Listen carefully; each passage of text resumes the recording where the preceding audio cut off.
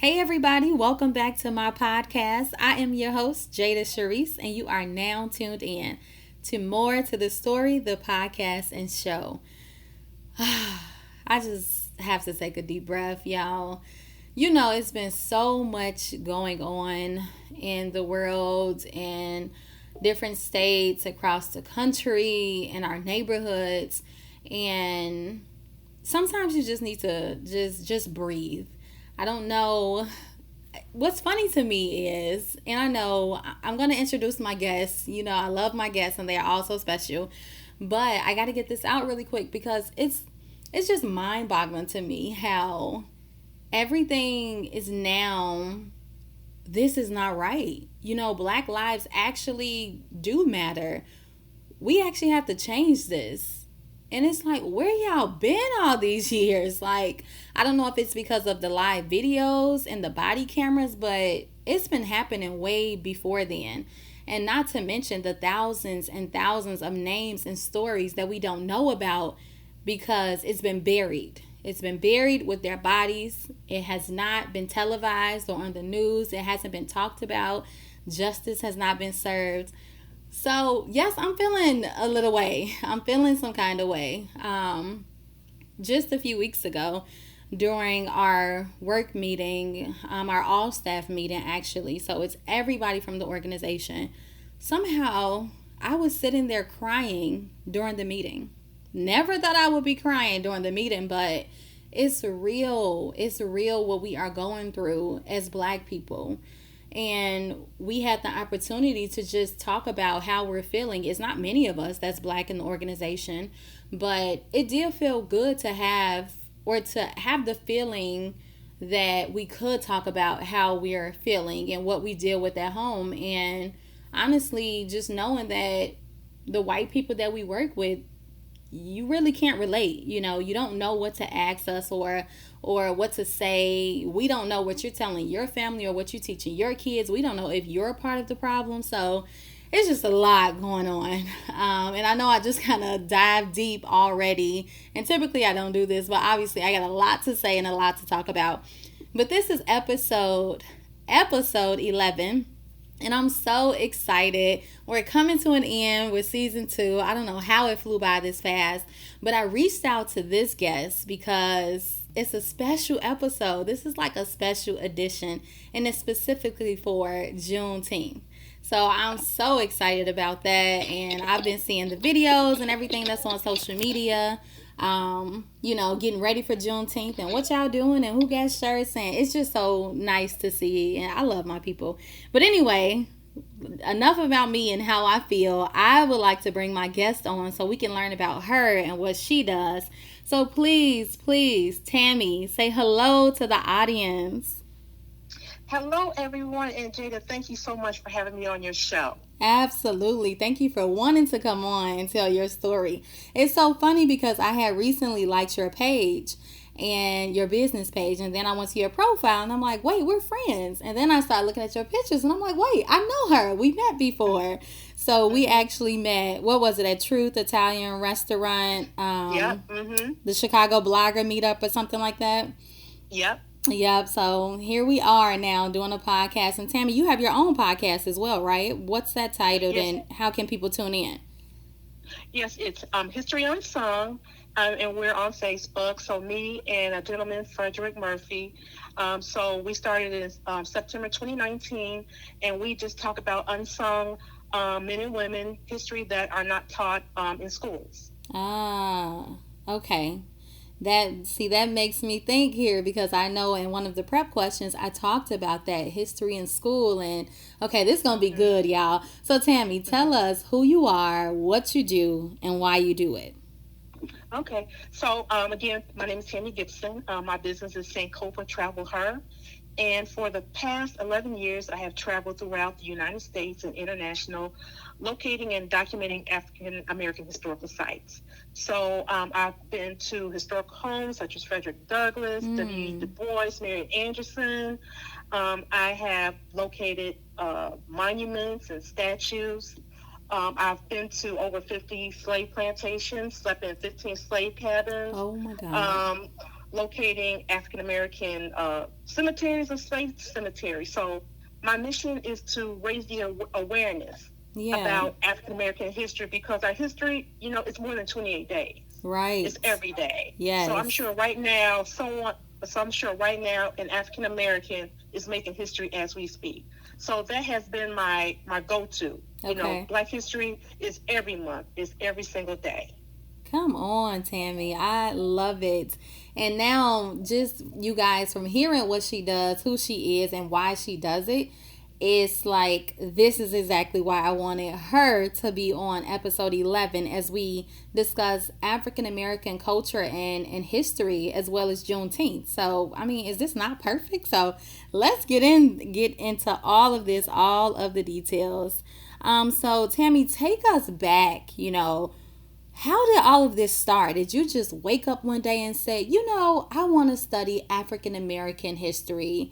Or, is this something in your family? How did you get started with this? And where is the first place you traveled to? So actually, I started when I went to college, because growing up, Black history was not taught to me. Mm-hmm. I lived in the suburbs, and my family was the second African American family in the neighborhood. Wow. So everything around me was just, around white people. So when I went away for college, back in the 80s, that was, Public Enemy, EPMD, Fight the Power, Malcolm X. So I would go to a party and I would be around some conscious brothers and sisters, and they were talking about political things, and Marcus Garvey. I'm like, who's Marcus Garvey? Who are these people? So around, either playing spades or dominoes, you can hear some real good, deep conversations. Right. So I would take notes, and I would go back to my dorm and say, who is this person? Who is this person? So when I go back to the party, I would understand what they're talking about. So that, started my quest about African American history. So several years after I graduated, I went back to school. I went back to school at Chicago State University, and I got my degree in African American Studies. So my first travel was going to Africa. Wow. And that was a study abroad with Chicago State, Howard University, and Miles College. So it was two HBCUs, and Chicago State is considered a predominantly Black institution. Yeah. So it had that somewhat of HBCU. So going to Africa for the first time and getting off the plane and letting that Africa sun hit me in my face. And then going down the stairs and my foot touching the soil for the first time. I'm seeing my classmates crying.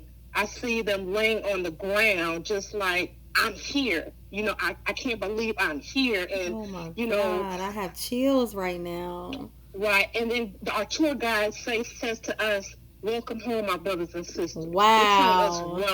Telling us welcome home.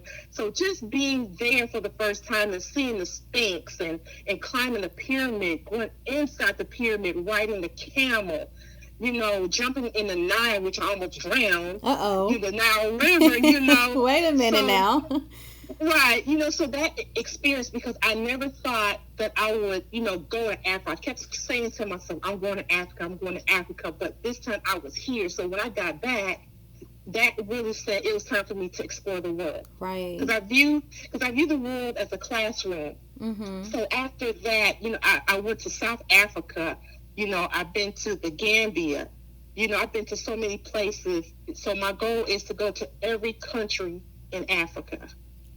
I love it. I am here for it. When you started talking about just stepping off the plane and touching the concrete, like my eyes immediately got watery and I had chills, because I know that has to be an experience. I know it has to be, and I can't wait to feel those things. Africa is definitely, on my list of places where I want to go. And not even just want, it's a desire, but it's also, I feel like it's necessary. It's a priority, like we have to go and visit where we come from, Yes, and it's such an amazing experience. I tell people, don't believe what you see on TV. Go there. I mean, it's going to be one of the most amazing experience ever. Yeah. Would you say that trip has been your favorite that you've, traveled to? And is there a certain place in Africa that is your favorite or most memorable? Well, it's hard to say, but I always go back to Egypt. That was my first trip. That I always, because they said, well, all the, the countries you've been to in Africa, which one's your favorite? And it's really hard to say, but I would just say that first trip there. Okay. Going to Egypt, that was just like the beginning of me keep going back. Mm-hmm. I went to Rwanda, went to Zimbabwe, Tanzania, South Africa, Senegal, the Gambia, and this year we're supposed to go to Ethiopia. Yeah. With the pandemic and everything, that's just canceled, that trip for the year. So kind of bummed, but hopefully I'll be able to do that next year. Yeah. Wow, this is just so amazing. And like you said, being at those parties and you hear these names and it's like, well, who is that person? Who is that person? And it makes you feel like I should know this. I should know this about my history. As I was doing my research on you, it was so many names that I didn't know, or it was names that I learned in 5th and 6th grade that I can't even remember, the history and story of it. So I now have a list of homework for myself, because how are you not educated, with your history, with your culture? So it's so important, like you said, to know these things. And it's up to us to educate ourselves, because obviously the schools are not teaching it outside of those 28 days, as I mentioned in the prep questions. But we'll get into that.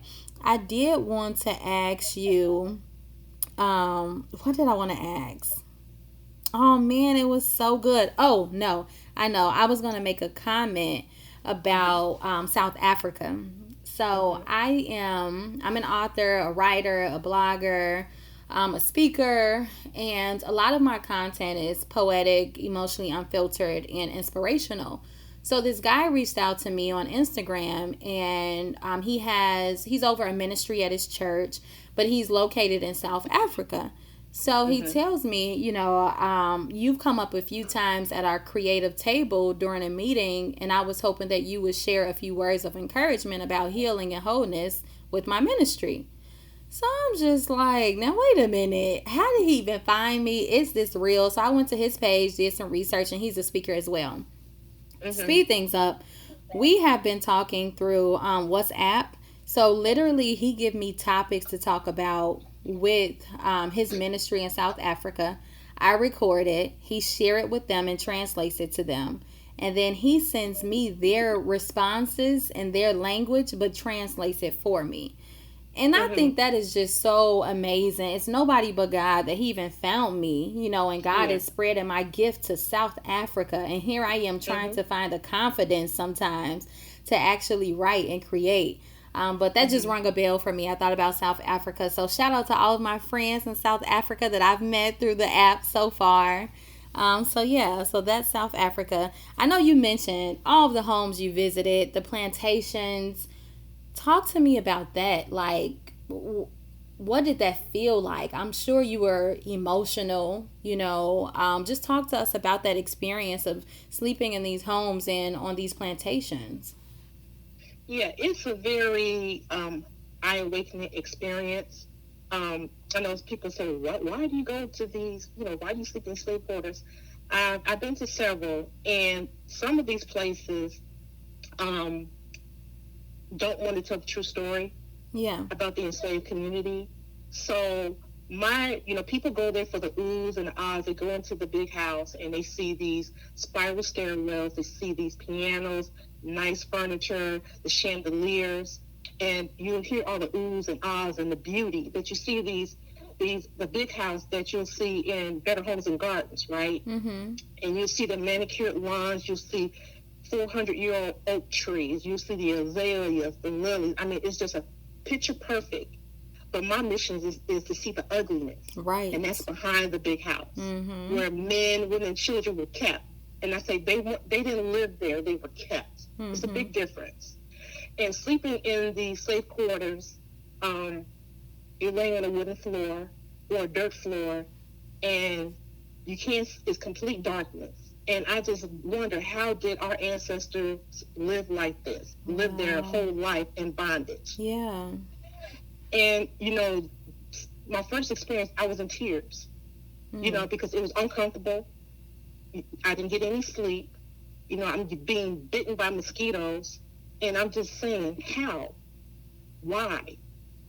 So it's a very, it just makes you think about, how far we've come. Right. And what our ancestors have, blood that was shed, their life was taken away for us to have the opportunities that we have. Yeah. So that's why I sleep in these slave quarters, just to say thank you. And some of the places I go to, I feel like my ancestors are calling me. Come and tell our stories. I don't know their names, but I can lay there and pay homage to them and use the experience I have to go and educate others about the importance of these slave quarters. Because a lot of these places, they want to destroy them, or they want to turn them into lavish bed and breakfast. But those slave quarters matter. Those stories of these enslaved community that lived there, that died there, that tried to escape, that got lynched, that got whipped, those cabins need to stay there. Yeah, that's deep. That's so deep. Your reason of why you lay there, and paying homage to our ancestors, that's deep, and it's real, and it's heartfelt. I mean, I'm sure I would be in tears. I think I went to my very first time going to New Orleans. I wanted to visit one of the plantations, but the tours were booked every time I tried. So we ended up not doing it. So I haven't actually visited one before, but it's definitely on my bucket list. And like you said, it's not the beauty of it, and it's not what you see. It's the things that we can't see anymore because our ancestors aren't there, but we know the stories, and that's what it's about. Right. And there's an experience that happened. I always tell the story. It was one night we stayed in a plantation in South Carolina, and it was like about 1 o'clock in the morning, and we were around a campfire, and there was a coach bus, and far in the distance in the big house, it was a party going on. So I think it was a reception, because people get married on these plantations, right? Okay. So I'm hearing the song Katy Perry. What's that song? Fireworks. Yeah. I heard that all the way from the big house. And it just hit me thinking about my ancestors, either around the campfire, thinking of ways to escape, or they're sleeping in their quarters, trying to get some sleep, to get up at 4 a.m. in the morning, to be in the cotton fields. But in the distance, there's a party going on, and here they are enslaved. Wow. And that just hit me, and it was just like the tears started flowing. Yeah. Immediately. So those are just some of the, some of the emotions I go through. So either I'm sleeping in a slave cabin, or if there's another plantation and an enslaved person slept in the kitchen, I'll go sleep in the kitchen. Or if they slept in the attic, I'll sleep in the attic. Or if it's at the foot of the bed of a mistress and the husband, I will sleep at the foot of the bed, just to, honor my ancestors. Right. I love it. That's so dope. Wow, that's so great. Now, let's talk about just how your journey or business has changed over the years. You've been doing it for quite some time now. How has your business and just your journey in general changed over the years? And what's been the most eye-opening for you, would you say? So what's changed is, at first, I was just traveling. I was just a solo traveler, like a lot of people do. Yeah. But then when I would post things on Facebook, people was like, where's that at? Can you tell me more? So it was not my mission to do this, It was just me going on vacation, taking pictures out of this. So when people was like, oh, where's this at? Oh, can you post more? I was like, hey, I think I got something here. Right. Right. So that's when I started, well, let me start posting all these places I'm going to, because my mission is to tell people these sacred places are here. Go to them. If you have a family vacation or you having a family reunion, go to these places. These places are here to be explored. Right. So that is my mission, and that's how I felt like my journey, and to turn from my journey into not like a business, because this is my passion. So that is something that I wanted to do as far as my journey over the years, to keep educating people about the importance of these historical landmarks, these historical sites for people to go to. And I think one of the most eye-opening experience for me and life-changing is when I shifted to doing plantations and visiting sites where men and women and children were lynched. One of the eye-opening was James Byrd. 20 plus years ago, he was dragged from 2 to 3 miles by some white supremacists. It was back in the 90s. Mm-hmm. And his body parts were stretched over 2 to 3 miles. And I remember that vividly. Oh, my goodness. And going to Jasper, Texas, to retrace those areas of James Byrd. And I remember I had went to the cemetery, to go to his grave. And when I got there, people started coming out their houses. And then I was like, okay, am I supposed to be here? And then an elder came to the gravesite, and I introduced myself and told him I was a travel historian. He said, okay, well, I didn't have no issues, but his gravesite has been vandalized several times. Are you and when serious? they see anybody, so if they see anybody, preferably white, they are on notice. Yeah. Because the cemetery is like in the middle of a neighborhood, and there's no street lights in that area. So when it gets dark, who knows who's over there vandalizing it. Yeah. So I talked to him for a while, and then he told me the street that they drug James Byrd. So as I got on that road, it's completely gravel for 2 to 3 miles. So as I'm driving on this gravel road, I just started immediately crying. Just thinking of him being chained to the back of a pickup truck. Oh, my goodness. And being drugged for 2 to 3 miles. And I'm thinking about my father, my uncle, brother, cousin, friend. This could have been them. Right. And it just immediately just brought me to tears of this man. And one thing he said to his friends and his family, he was going to make Jasper, Texas famous. He was going to put Jasper, Texas on the map. And he did put them on the map due to his gruesome murder. Right. And ever since then, I've been locating sites where our ancestors have been lynched. Wrongfully accused of being lynched. Wow. See, that there is just more research to do, Yeah. And so where was James, did you say? Where was he lynched? Oh, James Byrd? Yes. Well, he wasn't lynched, but it was considered a lynching, him being dragged 2 to 3 miles in Jasper, Texas. Jasper, Texas. Okay. Got it. Oh, my goodness. I have to look into that. Tammy, I see this all the time on commercials. Have you done the Ancestry DNA test? Or is there another discovery route that you took? Because I'm thinking about doing it because I don't have any information. What do you think about that? Yes, I have did the Ancestry, and I always tell people you can't just solely depend on it. Yeah. You have to do a lot of oral history. Like, you're going to have to talk to your parents. If you still have your parents, you got to go with your grandparents. Uh-huh. And it's oral. Everything has to be oral. My mother has a photo album of obituaries, which is very helpful because it has a lot of information of where they worked, how many siblings they had, where they're buried at, where they worked at. So, and I'm the historian of my family, and it's like a needle in a haystack. Yeah. And it can be very frustrating where you feel like you just want to pull all your hair out. So, and then when you find that golden gem, you just run with it. Yeah.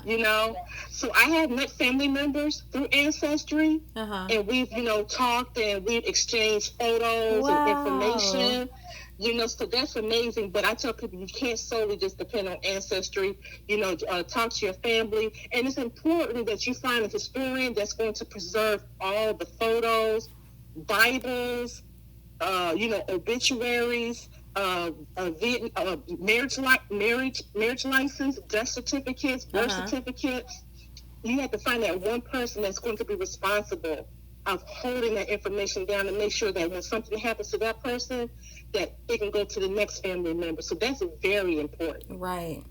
That's so important and critical now that I think about it. I mean, I do have one person in my family that she has all the photos. She keeps them. She even does like comparisons like 10 years ago and then and now.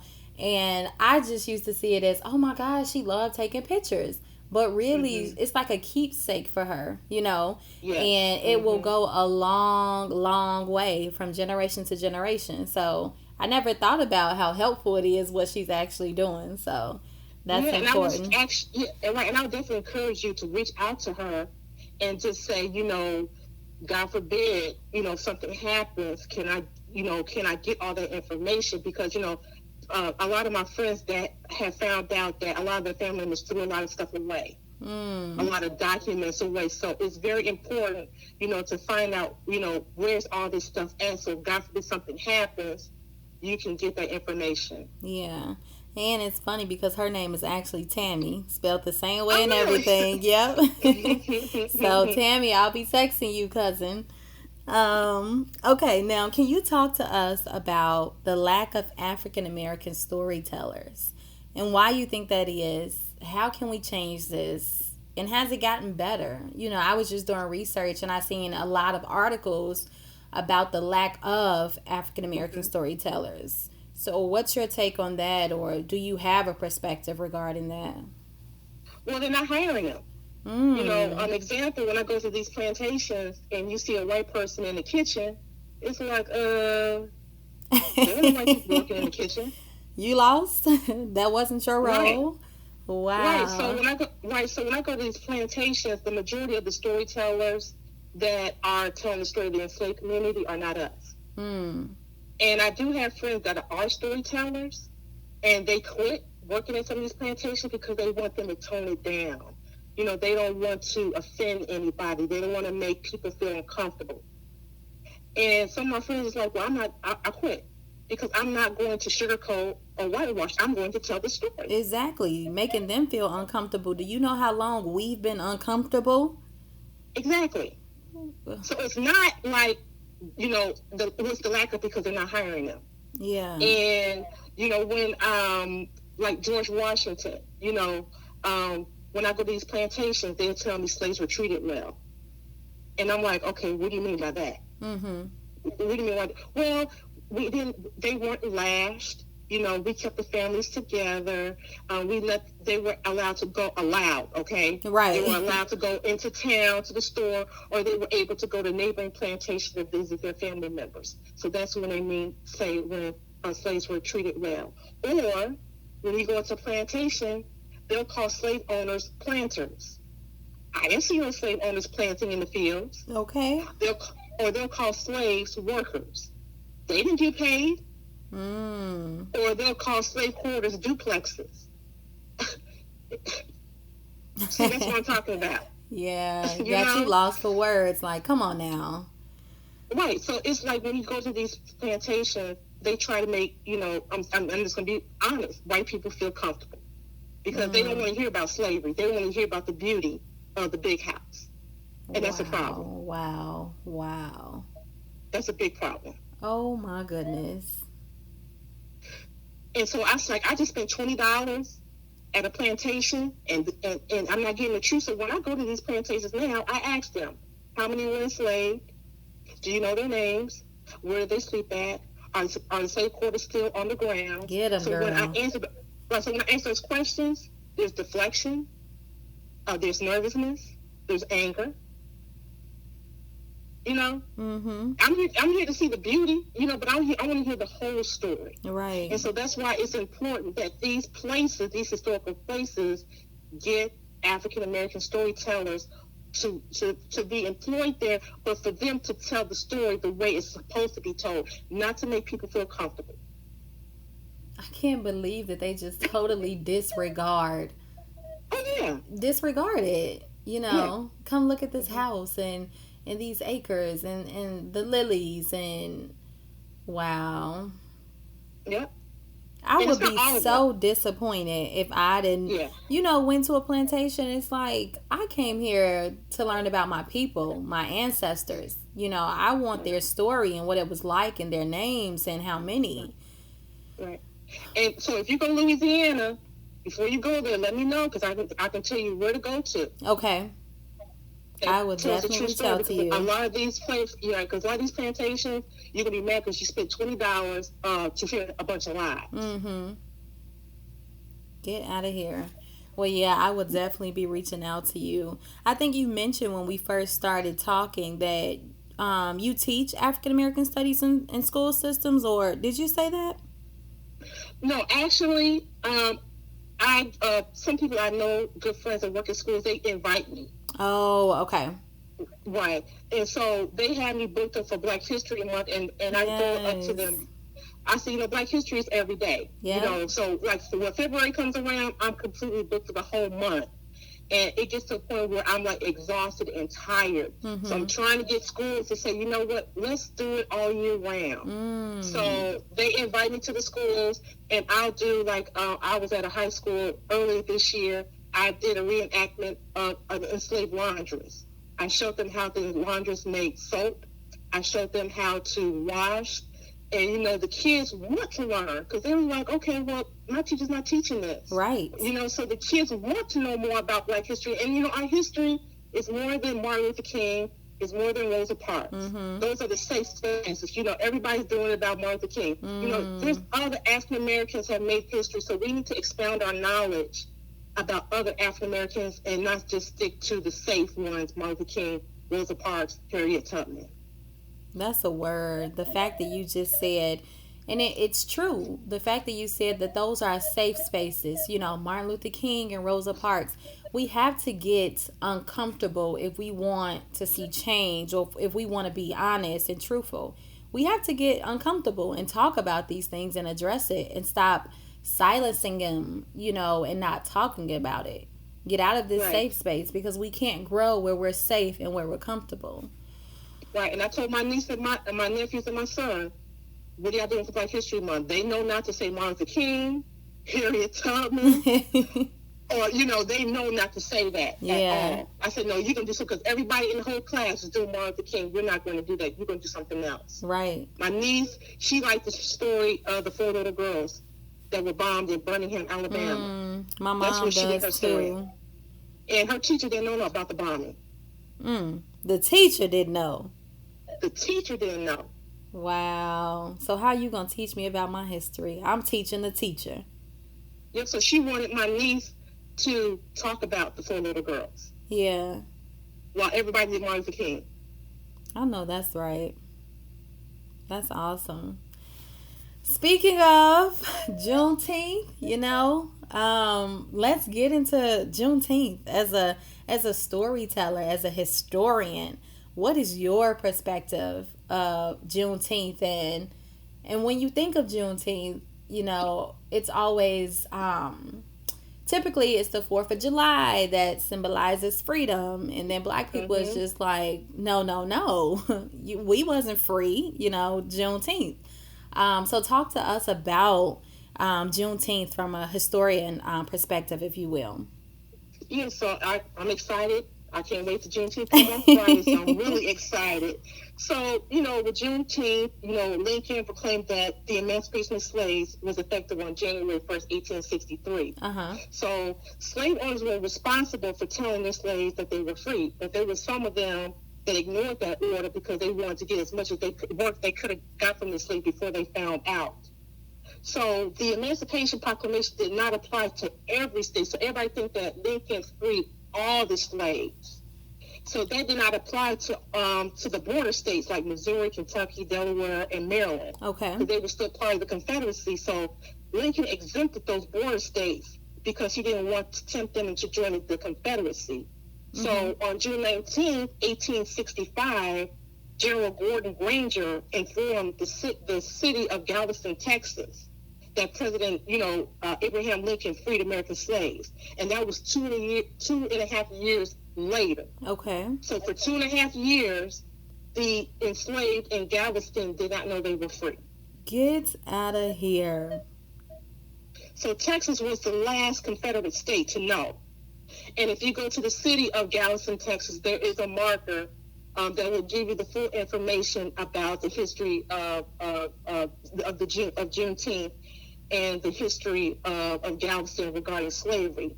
So Juneteenth is celebrated with any type of educational activities for children, parades, concerts, beauty pageants, and also black rodeos. I love in it. Texas. Yes. Have you experienced that in Texas? I was supposed to go there this year. I've never been to a rodeo, but I wanted to go. Yes, so I've never been to a rodeo, but I wanted to go to a black rodeo. I've never been either. That just sounds amazing. Just all that blackness, just celebrating life and real, freedom together. I still say that we aren't free in America. We're still fighting for freedom and to breathe and, for equality. And, so that's another story. So one of the traditions of Juneteenth is the color red. So the food has to be red. So barbecue. What? Red pop, but in Texas they call it soda. So red soda, red velvet cake. And so the red represents the blood that was shed. So on Juneteenth, every year, I'll buy some barbecue ribs. I'll get some fries with some red sauce on it. I have my red pop, and I have my watermelon and red velvet cake. I didn't know about the red color food. Yeah. Nice. Okay. Got it. So what are you doing this year?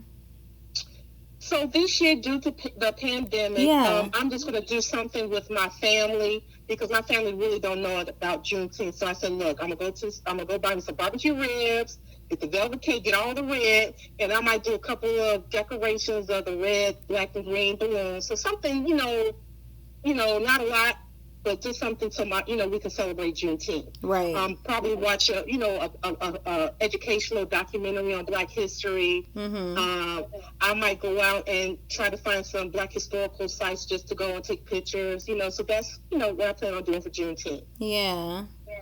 Got it. I'm still stuck on this black rodeo. Like, I just know this is like a movie and such an experience. I can't wait to experience that. Okay.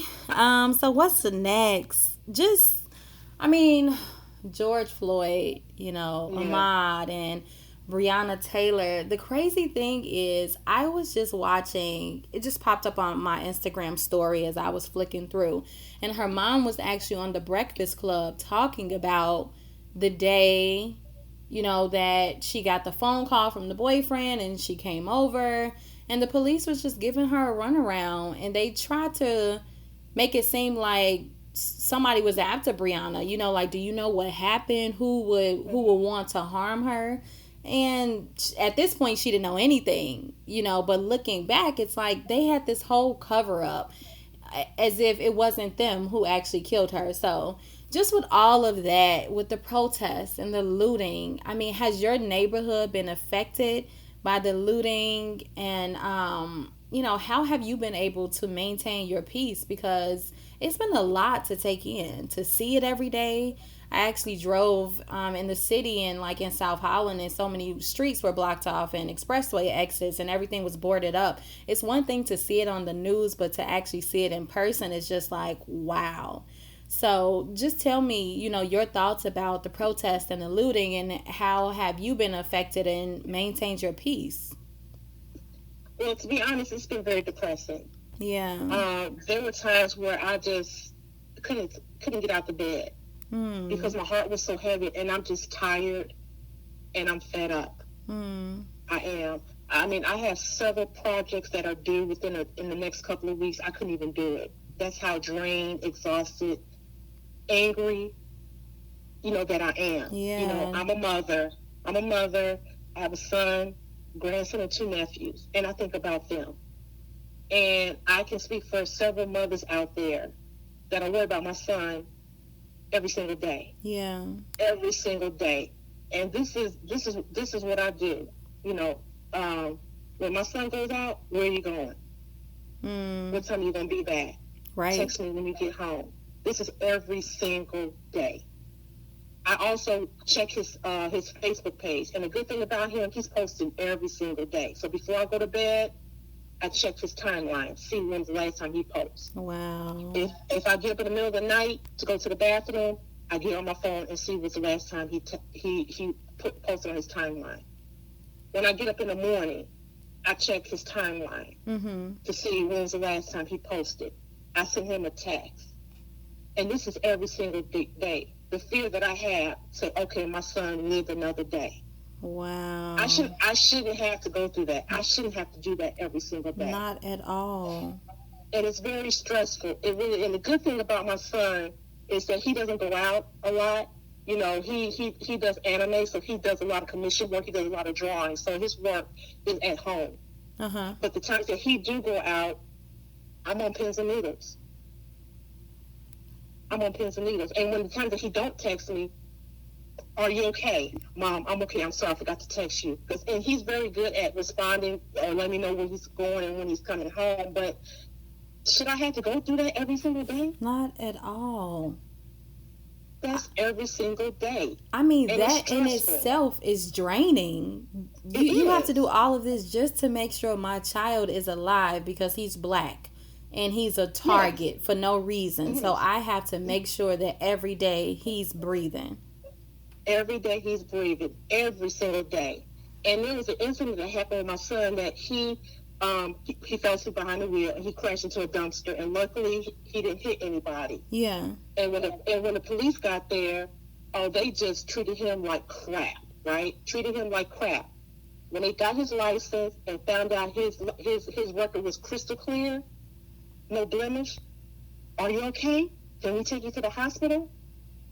Wow. You know? So they considered him a victim. They already considered him a criminal already because he was black. But when they ran his license and found out that he had no arrest, no nothing, that's when they started being nice to him.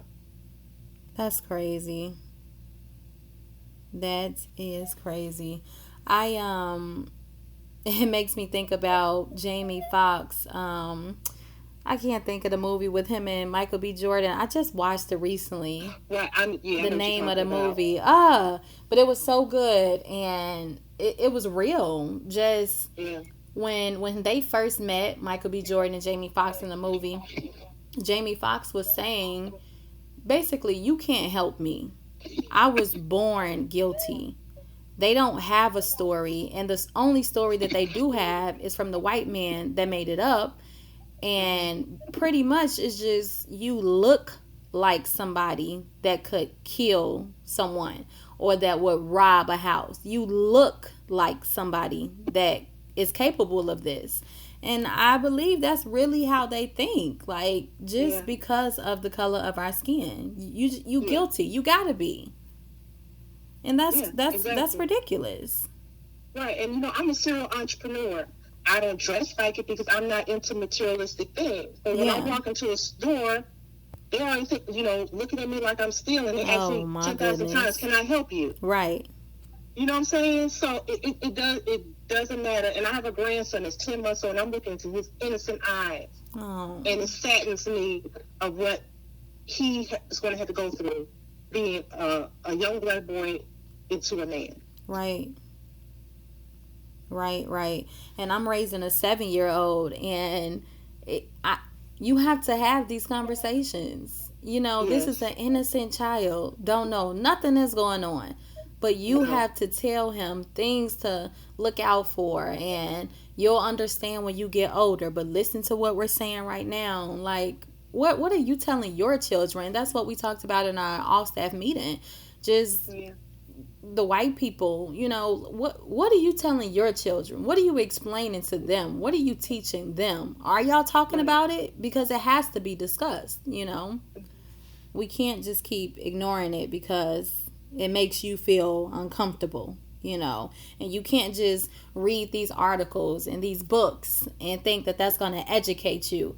You have to talk to us. You have to be in conversation. You have to be engaged. And you have to be committed to wanting to learn, to wanting to know more. What can I do? What can I take to my white friends and my family members? Like, educate me. Exactly. It starts there.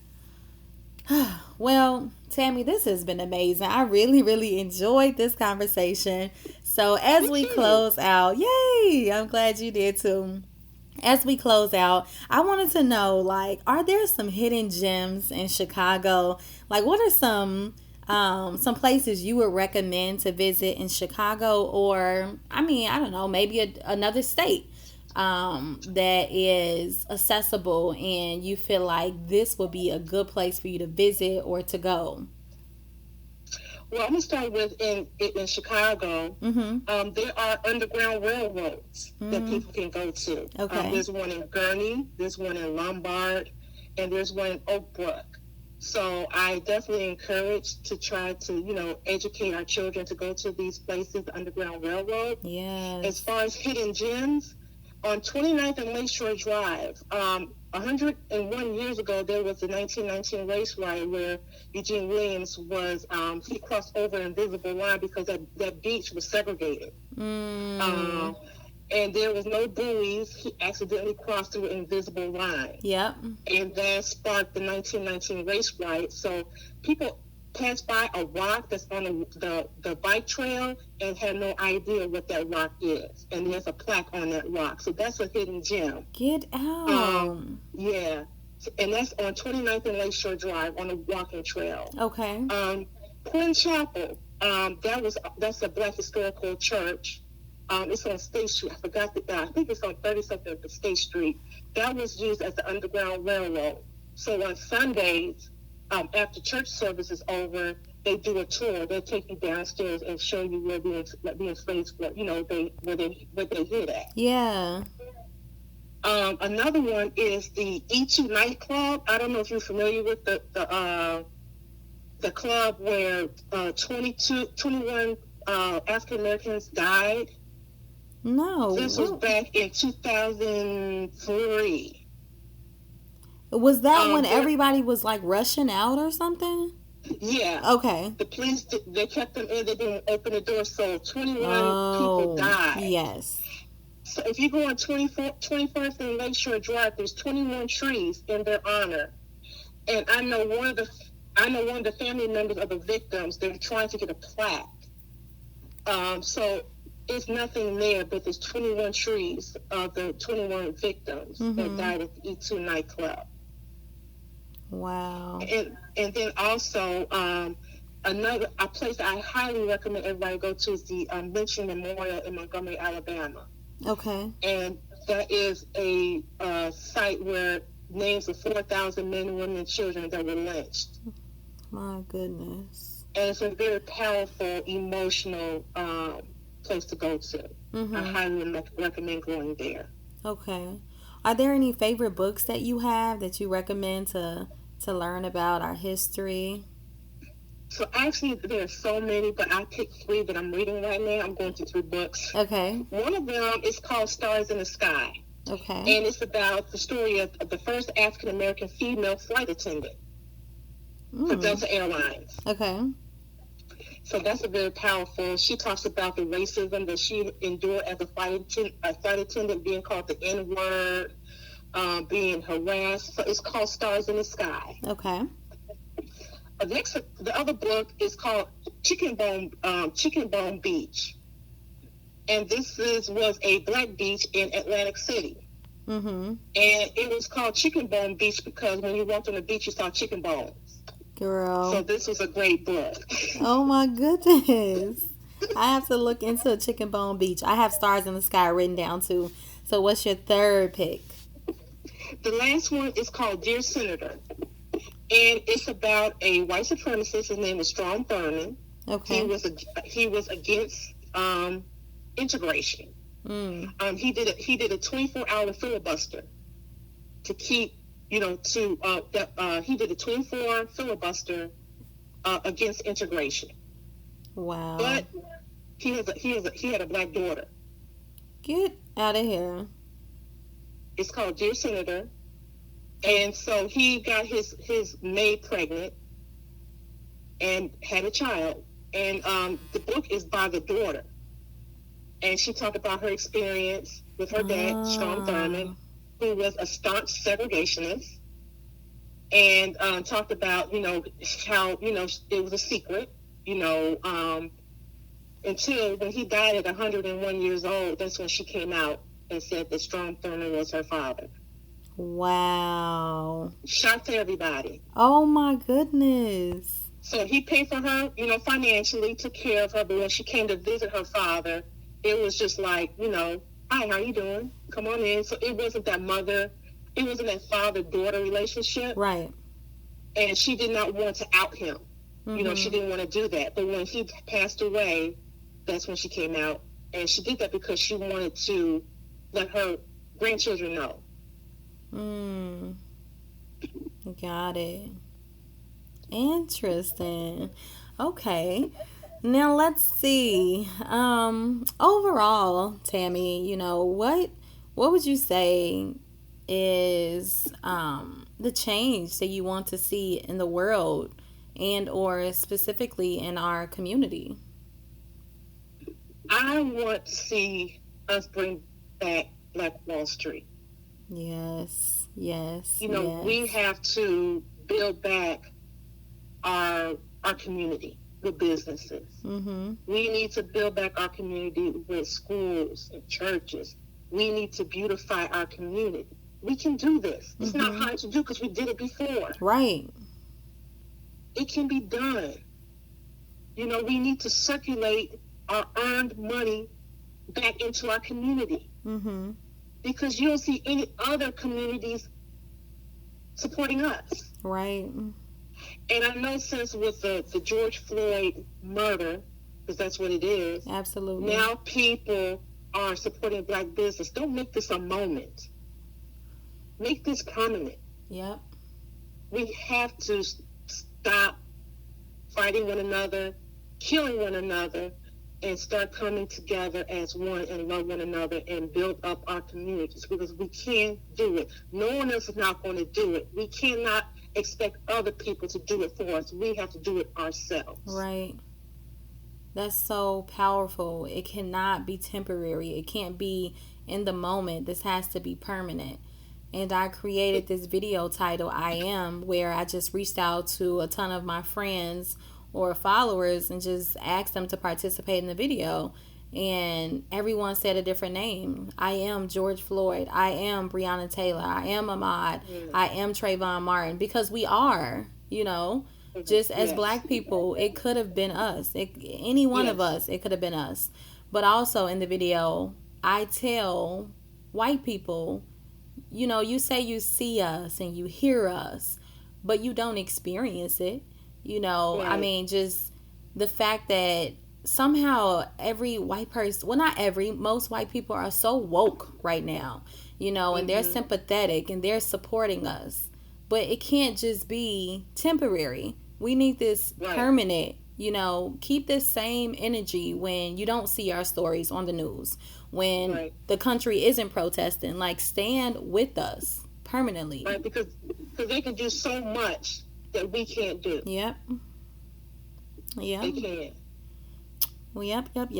Well, Tammy, before we go, I just want to say thank you again for your time and just your energy and your knowledge and your perspectives. Like, I truly enjoyed this conversation. And I did too. I want to ask, how can the audience reach you? Like your social media handles, your website. Just give them the information they need to get in touch with you, because I'm sure some people are going to want to visit after hearing this episode, and they may have questions and they may want you as a guide. So how can they get in touch with you, Tammy? Absolutely. So my website is Sankofa Travel Her. It's SANKOFATRAVELHER.com. And so Sankofa Travel Her on Instagram, Facebook, and Twitter. And I do daily Black History facts. Yes. If I travel, I always share my travels with everyone. So it's each one teach one. Yep. That's so true. And then also I have the podcast History Unsung, okay, where we talk to just unknown African Americans, also storytellers, unknown people that are doing things in the name of Black history. Love it. Love it. Please keep doing what you are doing. We need you. So just keep sharing your knowledge and your stories. And thank you for going before us to get this understanding, to understand our history, to be able to teach it, to the next person you meet. So we appreciate you. Thank you again for your time. For all of those who are listening, thank you so much for your love and your support, for always tuning in. Thank you, thank you, thank you. As you know, Brokenness That Made Me Whole, my book is available on Amazon. It's available on Books A Million, Barnes & Noble. It's available at Walmart.com, Target.com, Apple Books, you name it. So I thank you for just continuing to support me. And I am working on book number 2. I am working on book number 3. So I need you guys to stay tuned. Until next time, because there is always, always more to the story.